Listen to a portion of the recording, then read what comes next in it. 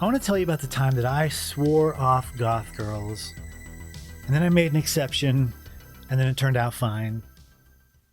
Now, before you start writing the hate mail comments, whatever, these are life lessons, so please make it all the way to the end, and don't get into the comments yet, okay? I was coming out of a very long marriage to somebody who, yeah, when we met, she was all gothed out. We don't need to get into the gory details of why my marriage ended, but let's just say, we'll sum it up.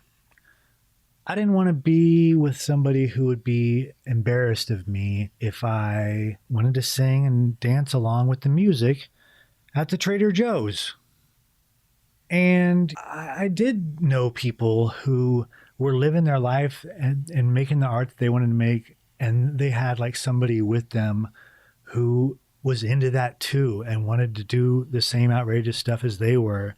You know, I knew a couple that would make like Star Trek rock songs. They were in that movie Trekkies too. You know, they would get all dressed up in vinyl outfits and do songs about Spock and whatever. And I was like, I want to be with somebody who likes to get dressed up in weird outfits and make, you know, videos and take pictures. And so when I was free for the first time in my adult life, I was like, I'm just going to do, remember that Seinfeld where George Costanza decided that all his decisions that he had made his whole life were bad and that he was going to just do the opposite of his initial response. And then things started working for him because he was doing the opposite of his initial, you know, inclinations. I was like, I'm going to do that. I'm just going to try to just not go after the type of ladies that I normally do, and I'll just do something different. Well, flash forward a few months, and I'm living alone in San Francisco Bay Area. You're basically in San Francisco if you're a 45-minute BART ride away.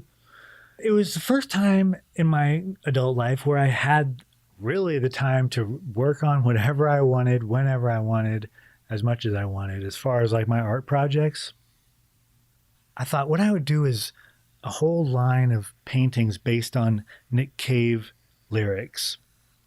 You know, when Nick Cave sings about this sort of recurring character almost of the raven-haired, light-eyed lady. And, you know, that's kind of my type too. So I thought, you know, that would be cool to sort of paint a series of paintings based on Nick Cave songs. A lot of them are going to feature this woman who looks a certain way. And there was one person who popped into my mind first who I thought would make an amazing model for this. It was somebody who I was in contact with, like with, you know, the direct messages on this site called Model Mayhem, which was like the MySpace of modeling.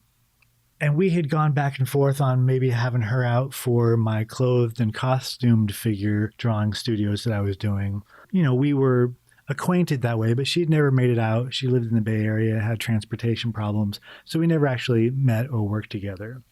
But, you know, I would check in on Model Mayhem in order to book models for my drawing studio, so I was familiar with her portfolio, and I thought, man, she would be perfect for this. So I reached out, sent her a new message, and was like, hey, it's been a while, but I'm in the Bay Area now, and I'm doing this project. Would you want to be involved? And she was like, sure, that sounds cool. You know, we should get together and talk about what we would do and how it would all work and all that kind of thing.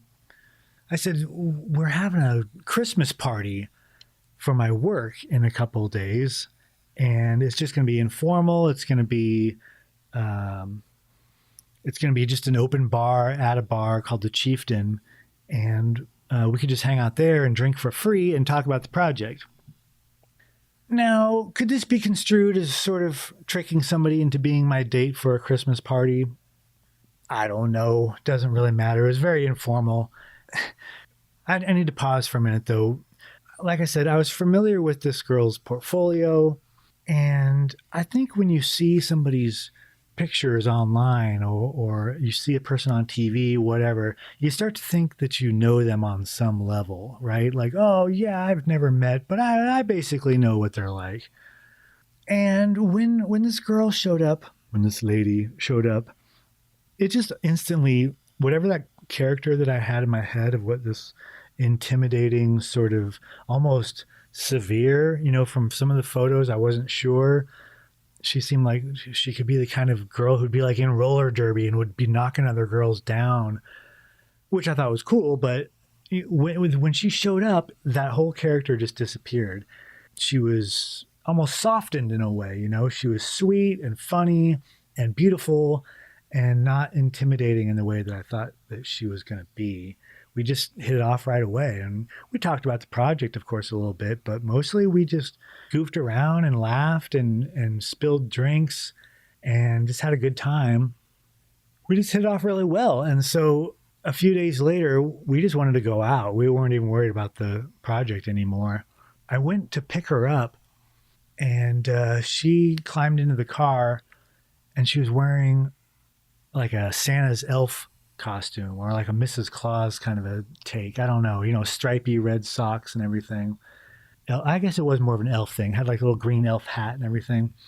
You know what? I know that for her, it was some kind of test.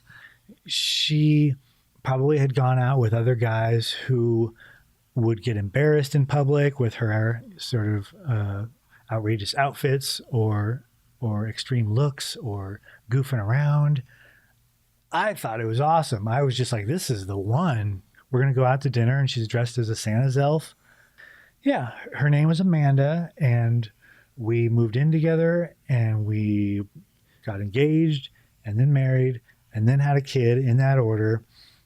And now we're in quarantine, and we have our home dance parties together. And what is the point of this whole story? The point is, there were some life lessons. First of all, it was unfair to have some sort of rule that I was going to swear off this type that I was attracted to and interested in and would share interests with, right? To say, oh, well, maybe my interests are somehow tied to some kind of, mental problems or at least a proclivity that you may be more likely to have depression or something. It was unfair. And I apologize to all goths everywhere for that. But you know what? We all need our life learning moments. The fact is, these people that I went out with throughout my life had depression and issues. And I met them and was attracted to them and went out with them because I had my own issues. And they all kind of locked in like Lego pieces together. And so it's on me just as much as on anybody else. And the fact that they were alternative scenesters or goths or whatever was because that's what I was doing and that's where I was hanging out. I was going to those clubs and listening to that music. So that's who I met. Who else am I going to, of course, that's the whole correlation there. But there's another life lesson that maybe you can take away from this. If you are looking to meet somebody, my email is, if you're looking to meet somebody, have interests, pursue those interests, make art and music, whatever that is along the lines of that thing that you are passionate about, and you will meet the right people. You will meet the right person because they're doing that stuff too. They're checking out that kind of art too, music, whatever. And that's the secret to how to meet awesome people who you will love. And that's it for this episode of Let's Draw Goths. Thanks for hanging in with me, and we'll see you next time.